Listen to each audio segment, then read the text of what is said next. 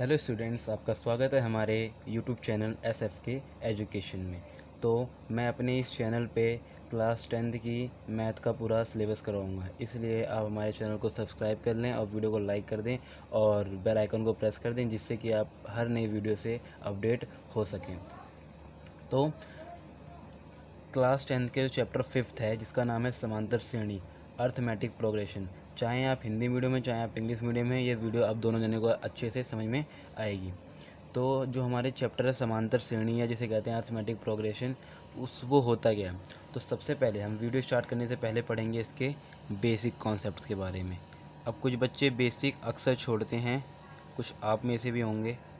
तो बेसिक ही ऐसा जो होता है कि वो आपको एक आधार देता है, एक बेस देता है, ठीक है। तो जिस बच्चे की बेसिक ही नहीं है मजबूत, तो वो फिर एक्सरसाइज में केवल क्वेश्चन को रट पाएगा, समझ नहीं पाएगा, ठीक है। तो इसलिए आप बेसिक को बिल्कुल भी इग्नोर मत करो। और हम बेसिक को अब समझते हैं, बेसिक हमारा हमसे कहना क्या चाहता है, ठीक है। तो सबसे पहले बात करते हैं अर्थमेटिक प्रोग्रेशन होता क्या है। ये AP जिसे हम पढ़ रहे हैं चैप्टर, वो क्यों पढ़ रहे हैं, ठीक है। तो जो अर्थमेटिक प्रोग्रेशन का मतलब होता है, हम एक संभावना जानते हैं इसे। संभावना, वो भी कैसी संभावना, असल की संभावना जो सच में होने वाली है। अक्सर लोग कहते हैं संभावना में कुछ तुक्के लगते हैं, पर अर्थमेटिक प्रोग्रेशन के द्वारा हम इसको जान सकते हैं। जैसे कि हमने माना हमारा कोई रामू नाम का बंदा है, उसने अभी अभी अपनी पढ़ाई कंप्लीट करी है, उसे एक नौकरी पे लगा वो, ठीक है। तो वो नौकरी पे लेने गया, नौकरी पे अपने दफ्तर में, तो उसके मालिक ने उसे नौकरी पे रखा और कहा, देखो तुम्हारी पर मंथ सैलरी तो मैं तुम्हें 10,000 दूंगा और हर महीने आपको 200 रुपये बढ़ा के दूंगा। हर महीने आपको 200 रुपये में बढ़ा के दूंगा, साल मान लो, पर ये उसके 200 रुपये बढ़ जाएंगे इनकम, समझ रहे हो। कोई नौकरी लेने वाला बंदा गया और ये एंटरप्रेन्योर है, मालिक है ऑफिस का, ठीक है ना। इस नौकरी लेने वाले बंदे को कहता है कि मैं हर महीने तुम्हें, हर साल 200 रुपये पर मंथ तुम्हारी बढ़ा के दूंगा। तो अब बताओ, अगर ये जानना चाहें, अगर ये अपने घर पे जाता है, अपनी फैमिली से मिलता है, इसके दोस्त कहते हैं तुम्हारी 10 साल बाद या 10वें साल में तुम्हारी सैलरी कितनी होगी, तो आप उसे कैसे निकालोगे, जो 10वें ईयर में इसकी सैलरी कैसे निकालोगे। तो वो सब हमें हेल्प करता है अर्थमेटिक प्रोग्रेशन। प्लस अगर ये सम भी निकालना चाह रहा हो अपना कि कैसे होगा, तो इस सम ऑफ अर्थमेटिक प्रोग्रेशन में भी हम इसको पढ़ के समझेंगे। तो सबसे पहले हम बात करते हैं जो AP का फॉर्मूला होता क्या है। माना एक टर्म होती है हमारी, हम अपने एग्जांपल में ही चलते हैं। जैसे कि हमने माना कोई टर्म है ऐसे, ये रही हमारी AP, और आप अपनी नोटबुक लेके बैठो और जो मेन आपको कॉन्सेप्ट लग रहे हैं, पॉइंट लग रहा है, उसे नोट करते रहो। मैंने कहा पहला 2 4 6 8 और ये हमारे 10, dot dot dot dot dot, ठीक है। मतलब ये थोड़ा कुछ और लंबा जाएगा जितना आप इसको समझ सकें। तो इसमें जो नंबर्स हैं, इन्हें टर्म कहते हैं। इन्हें क्या कहते हैं, इन नंबरों को हम टर्म कहते हैं। हिंदी मीडियम वाले के लिए इसे पद कहते हैं, समझे आप। ये जितने भी नंबर हैं उन्हें हम किस नाम से जानते हैं, टर्म के नाम से जानते हैं। इसे टर्म कहते हैं कि फर्स्ट टर्म, ये कौन सा टर्म होगा, फोर्थ टर्म, ये फिफ्थ टर्म, ये थर्ड टर्म। तो इसे टर्म या पद कहते हैं। हिंदी वाले कहेंगे ये तीसरा पद है, ये पांचवा पद है। इस तरह से टर्म या पद कहते हैं। तो जो हमारा फर्स्ट टर्म होता है, जिसे हम, जो हमारा पहला पद या जिसे हम कहते हैं हमारा वो फर्स्ट टर्म है, उससे किस नाम से जाना जाता है, तो उसे नाम से जाना जाता है A नाम से। किसके नाम से, A नाम से। तो A हमारा किसके इक्वल होगा, A हमारा किसके इक्वल है, 2 है इसमें, तो ठीक है ना। तो फिलहाल अभी ये नहीं लिखेंगे, हम यहीं भी छोड़ते हैं। ये हो गया फर्स्ट टर्म। प्लस इसमें फर्स्ट टर्म निकालने के बाद इसमें जो अगले नंबर हैं, जो इसमें अगला नंबर है या इनका जो अंतर है, जैसे कि दूसरे नंबर में से अगर पहला नंबर जाए तो इनका वो अंतर क्या आता है, तो उस अंतर को हम जानते हैं सार्व अंतर के नाम से। किसके नाम से, सार्व अंतर। सार्व अंतर मतलब सेकंड टर्म में से फर्स्ट टर्म का डिफरेंस जो होगा वो उसको माइनस करो और आपके पास क्या जाएगा, सार्व अंतर आ जाएगा, जिसे हम D कहते हैं। इससे हमारा एक फॉर्मूला डिराइव हो जाता है, D is equal to second term minus first term. किसी भी, आप यहाँ पे कोई भी नंबर हो सकता है, यहाँ पे 2 और मैंने माइनस 1 रखा है ना, आप यहाँ पे चाहे से यूँ लिख सकते हैं, A is equal to A और D is equal to AN+1 minus AN, ठीक है। ऐसे ही आप यहाँ पे कुछ भी ले सकते हैं जिससे आप D निकाल सकते हैं। ये होता है हमारा सार्व अंतर। उसके बाद इसमें और क्या चीज़ें होती हैं, तो इसमें माना ये तो चलो यहाँ पे इन्होंने इसको रोक दिया था, यहाँ पे इसने इन टर्म को रोक दिया था। पर अगर उन्होंने एक ऐसे हमें चीज़ दे रखी है, means 2 4 6 dot dot dot dot करके लास्ट वाला टर्म उन्होंने बताया कितना है 40। क्या है लास्ट वाला टर्म कितना है वो हमारा 40 है। तो उसे किस नाम से जानते हैं लास्ट टर्म को। तो आखिरी पद को या आखिरी पद को लिख दो, यहाँ पे लिख दो, आखिरी पद को जाना जाता है हमेशा ए एन नाम से और एन या एल नाम से। कहीं कहीं आप इसे एल नाम से देखोगे, ठीक है ना। और जो एल नाम वाला कॉन्सेप्ट है वो भी मैं आपको अभी अच्छे से समझाऊंगा कि इस एल नाम वाले कॉन्सेप्ट में हमारा क्या होता है। तो आई होप आपको इतना तो समझ में आया होगा कि क्या है एल, क्या है डी, क्या है ए, क्या है। तो अब जो इनसे मिला के एक फॉर्मूला बनता है एपी का, वो अब मैं आपको लिखवाता हूँ। वो जो फॉर्मूला होता है हमारा, मैं यहाँ लिखवाता हूँ। वो फॉर्मूला हमारा क्या बनता है, तो वो हमारा फॉर्मूला बनता है ए एन बराबर में ए प्लस में एन माइनस 1 टी। अब बच्चे एन को देख के सोच रहे होंगे ये एन क्या है, तो इसलिए मैं एन को लिख रहा हूँ। एन क्या होती है, पदों की संख्या या नंबर ऑफ टर्म्स, पदों की संख्या या number of terms, number of terms, ठीक है ना। और ये आखिरी पद को क्या कहते हैं, लास्ट टर्म लिख देना आप। इतना तो बच्चे समझ रहे होंगे ना किसे क्या कहते हैं, लास्ट टर्म, ठीक है। तो लास्ट टर्म आखिरी पद, और एन क्या होती है, पदों की संख्या, और ये होता है हमारा एपी का फॉर्मूला। अब पदों की संख्या आपको देगा कि इसका 5वां पद निकालो, 6ठा पद निकालो, 7वां पद निकालो, 8वां पद निकालो। तो इन सब चीज़ों में आपको नहीं डरना है, ठीक है। अब हम थोड़ा आगे बढ़ते हैं। हाँ, अगर अब हमारे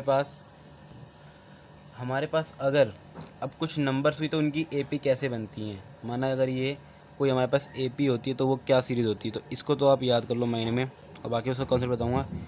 ए प्लस डी, ए प्लस 2D, ए प्लस 3D और डॉट डॉट डॉट।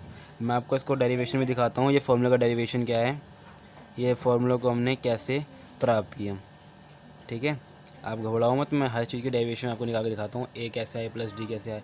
तो जो ये वाला ये कौन सा टर्म है, ये कौन सा टर्म है, ये फर्स्ट टर्म है, पहला पद। ये कौन सा है, सेकंड टर्म। ये क्या है, दूसरा पद है, ठीक है। ये फर्स्ट टर्म है, सेकंड टर्म है, दूसरा पद है। तो अब ये आया कैसे, तो अभी अभी हमने सीखा था अपने फॉर्मूला में कि फॉर्मूला होती है हमारी ए एन बराबर में ए प्लस एन माइनस 1 डी। ये सीखा था हमने। अगर मैं कहूँ ये निकालना है दूसरा पद, क्या निकालना है, दूसरा पद, तो आप यहाँ पे लिखो A2, एन नीचे साथ में नहीं है उससे। कोई बच्चे इसके ऐसे इसको लिखते हैं, ए एन लिखते हैं, ये गलत कॉन्सेप्ट है। ए यूँ लिखो, एन इसके नीचे लिखो, ये सही है और ये चीज़ गलत है हमारी, ठीक है। तो इस छोटी छोटी चीज़ों को भी ध्यान रखना चाहिए। तो A2 निकालना है हमें, सेकंड पद निकालना है हमें, दूसरा पद निकालना है। तो ए की वैल्यू तो ए ही दे रखी है, एन की वैल्यू हमें बोला तो उसने दूसरा पद है, तो 2 माइनस 1 और डी। इससे A2 क्या आ गया हमारे पास, ए प्लस डी। समझ में आया, ये रहा ना दूसरा पद ए प्लस डी। ऐसे ही अगर आप एन की जगह रखोगे, यहाँ पे 3 रखोगे तो 3 में से 1 गया तो 2D और ए प्लस 3D। तो अब ये क्यों सिखाया गया, ये इसलिए सिखाया गया, अक्सर आपको ए और डी देने के बाद बोलता है कि आप इसकी एपी बनाओ, तो आप बना सकते हैं। फॉर्मूला क्या है उसका, ए है, ए प्लस डी है, ए प्लस डी 2D है और ए प्लस 3D है। ये हो गया। इसके अलावा अब मैं आपको इस बेसिक के ऊपर कुछ क्वेश्चन देता हूँ जो हम साथ में करेंगे, और आप बताना कि किसका क्या आपके हिसाब से आंसर हो सकता है, ठीक है। तो चलो हम देखते हैं एग्ज़ाम्पल 1, ठीक है। हम देखते हैं एग्ज़ाम्पल 1। तो एग्ज़ाम्पल 1 में आपको एक मैं टर्म दे रहा हूँ, 4 8 12 16 डॉट डॉट डॉट। मैंने बोला फाइंड ए एंड डी। तो अब बताओ ए किसे कहते हैं, डी किसे कहते हैं। तो सबसे पहले आप बताओ ए किसे कहते हैं। तो ए बराबर क्या होता है हमारा, ए हमारा क्या होता है, पहला पद। ए क्या होता है हमारा, पहला पद, मीन्स ए क्या होता है हमारा, फर्स्ट टर्म। तो इस ए पी की फर्स्ट टर्म हमारी क्या होगी, जो हमें यहाँ पास ए पी है इसकी फर्स्ट टर्म क्या होगी, 4 होगी। क्या होगी, 4 होगी। अब हम इसका फाइंड करते हैं डी। तो हमें पता है डी क्या होता है, डिफरेंस होता है, सार्वंतर होता है दो नंबर, दो ए पी के बीच का। तो इसका फॉर्मूला क्या था, ए एन प्लस 1 और माइनस ए एन। ये आप इसे यूँ कर लो, दूसरे पद में से पहले पद को घटाओ, सेकंड टर्म में से फर्स्ट टर्म को माइनस करो। तो सेकंड टर्म क्या है हमारा, सेकंड टर्म 8 है और फर्स्ट टर्म क्या है हमारा 4 है। तो जब आप 8 में से 4 को माइनस करते हो तो आप पे कितना बचता है, 4 बचता है। तो हमसे उसने पूछा क्या कहता, ए इज़ इक्वल टू कितना है हमारे पास 4 आया, और डी इज़ इक्वल टू कितना है हमारे पास 4 आया। ठीक है, तो आई होप ये इस क्वेश्चन से और बच्चे थोड़ा बहुत इनको क्वेश्चन क्लियर हो रहे होंगे। अब हम इसका एग्जांपल 2 करते हैं, इसमें और हमसे क्या क्वेश्चन ये पूछ सकता है। तो एग्जांपल 2 में अगर मैं लेता हूँ, अब कुछ थोड़ा वैसा लेते हैं, हाँ 5 10 15 dot dot dot dot dot dot, यहाँ पे मैंने लिखा 45। ठीक है, तो अब देखो, अब जैसे आपको पेपर में करना है वो बता रहा हूँ मैं, जैसे आपको पेपर में करना है। तो आप लोगों को गिवन उसने दे रखा है, पर साफ साफ नहीं बोल के देखा, कुछ घुमा के दे रखा है। ये 5 क्या होता है, हमारा फर्स्ट टर्म होता है जिसे हम ए के नाम से डिनोट करते हैं। डी कैसे निकालते हैं हम, second term minus first term, second term है 10 और फर्स्ट टर्म है 5। ठीक है, तो उसके बाद हमारे पास इससे कितना आ जाएगा, हमारा 5 आ जाएगा। ऐसे ही थोड़ा और आगे जाते हैं। अब ये लास्ट टर्म है, लास्ट टर्म को हम ए एन के नाम से जानते हैं, तो ए एन लिख देंगे हम 45। अब तो इसने इस क्वेश्चन में हमसे क्या पूछ सकता है, इस क्वेश्चन में हमसे वो पूछेगा कि क्या बताओ क्या मत बताओ। तो हम इस क्वेश्चन में नॉर्मली हमसे पूछेगा वो कि आप मुझे बताओ, अगर मेरा एन है कितना 7, तो मेरे ए एन की वैल्यू बताओ, ए एन की वैल्यू बताओ, या A7 की वैल्यू, ए एन की तो वैल्यू दे रखी है, वो A7 की वैल्यू पूछेगा। तो 7 A7 का मतलब क्या, ये जो हम A7 लिखते हैं A5 लिखते हैं, इसका मतलब क्या होता है, इसका मतलब होता है 5th टर्म बताओ, 5वां पद बताओ, वही 5th टर्म या 5वां पद इसका बताओ। अब क्वेश्चन हमारे पास ये है, तो नॉर्मली सबसे पहले इसने हमें सब कुछ दे रखा है, तो हम निकालेंगे जो उसने क्वेश्चन बोला है हमें। तो उसने बोला है हमें क्या निकालो, आप A7 निकालो। क्या फाइंड करने के लिए बोल रखा है उसने हमें, A7 को फाइंड करने के लिए उसने बोल रखा है। और आपके लिए खुशखबरी की बात ये है कि अगर आप ये बेसिक समझ जाते हो तो 5.1 एक्सरसाइज और 5.2 एक्सरसाइज आप कम्प्लीटली इसको कंप्लीट कर सकोगे। उससे पहले आपको इस बेसिक में पूरा कंसंट्रेट अपना रखना होगा। तो A7 निकालेंगे हम, तो A7 कैसे निकलेगा हमारा, A प्लस में फॉर्मूला याद होना चाहिए ना आपको, n-1 डी। यहाँ पे आप n लिख के चलो, कोई नहीं, पर अभी 7 लिख रखा है हमने। A की वैल्यू कितनी है 5 है, n की वैल्यू कितनी दे रखी है उन्होंने 7 दे रखी है -1, और d की वैल्यू हमने कितनी निकाली है अभी 5 निकाली है, ये तो याद होगा आपको। और 5 प्लस में 7 में से 1 गया तो 6 मल्टीप्लाई बाई 5, तो कितना आ गया 5 प्लस में 30, 30 और 5 को जोड़ो कितना आएगा आंसर हमारे पास 35। तो हम क्या कह सकते हैं कि इसका 7वां पद या इसका 7 टर्म क्या है 35 है। इस तरह से हमने एग्जाम्पल 2 में ये भी करना सीख लिया। अब एक ऐसा क्वेश्चन करेंगे जिसमें बच्चे अक्सर घूम जाते हैं, जिसमें अक्सर बच्चे कंफ्यूज आते हैं कि ये क्वेश्चन कैसे होगा हमसे। अब हम एक की जगह 2 क्वेश्चन करेंगे, जिससे कि और जो इसके जो किताब वाले हमें जो पॉइंट देते हैं या जो पेपर में पॉइंट आने वाले होते हैं उन पॉइंट को समझेंगे जो उनसे बने होते हैं। ठीक है, तो हम लेते हैं एग्जांपल 3। माना वो हमसे पूछेंगे कि हमारी एक एपी है, एक क्या हमारे पास एक एपी है, और एपी की सीरीज़ में हमारी 21 18 और 15 डॉट डॉट डॉट डॉट। ठीक है ना, अब पूछेगा इसका कौन सा टर्म, अब तक हमसे उसने टर्म पूछ लिया है, फर्स्ट टर्म पूछ लिया, डिफरेंस पूछ लिया, सारवंतर पूछ लिया। अब हमें वो पूछेगा ये एपी देने के बाद वो बोलेगा कि का कौन सा टर्म का, ये लिख दो, लिखेगा विच टर्म, वो ए एन का हमारा जाके क्या होगा -81 होगा। अब वो हमसे ये पूछेगा। ठीक है, अब इसमें बोल रखा है बताओ कौन सा पद, देखो यहाँ पे n दे दिया, पहले हमें बताया था 7वां पद ये है 8वां पद ये है, बोला इसने ए एन क्या 81 हो सकता है। अब इसने हमसे क्वेश्चन पूछा है ए एन क्या 81 हो सकता है। ठीक है ना, इसने हमसे क्वेश्चन पूछा है, तो अब हम इसको करते हैं। ठीक है ना, तो आप इसमें थोड़ा ध्यान देना। बताओ ए की वैल्यू हमारी क्या है 21 है, फर्स्ट टर्म है वो। डी मीन्स सारवंतर जिसे हम निकालते हैं A2 माइनस A1, 18 - 21, तो क्या आ जाएगा इसका आंसर -3। क्या ये -3, तो इतनी बेसिक मैथ तो हमें आनी चाहिए। तो डी हमने -3 निकाल लिया, ए हमने 21 निकाल लिया। अब उसने हमें ए एन दे रखा है और पूछा है कौन सा पद, मैंने बताया था ना एन किसको डिनोट करता है, पदों की संख्या को। तो ये कौन सा पद हमारा 81 उसने पूछा है, तो हम यहाँ पे लिखते हैं अपना formula A N is equal to A plus में n-1 मल्टीप्लाई बाय डी।